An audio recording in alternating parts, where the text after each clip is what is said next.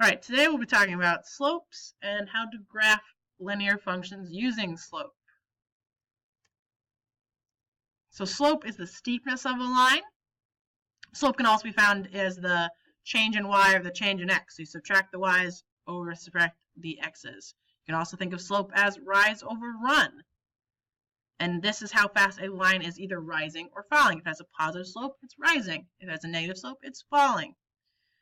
As I said before, we can find that change in y and the difference between the y. So the triangle y that's pronounced delta y represents the change in y over the change in x. That's slope. And slope is usually represented with an m, as I've been using as well.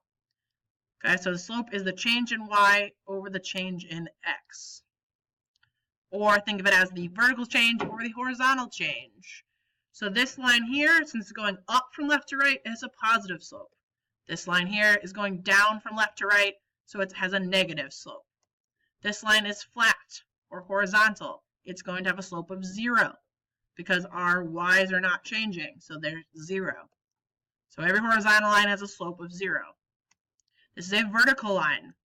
Vertical line has a slope, you can think of it as our x's aren't changing, so our x change is 0. So we get 1 over 0, which isn't possible. We can't divide by 0.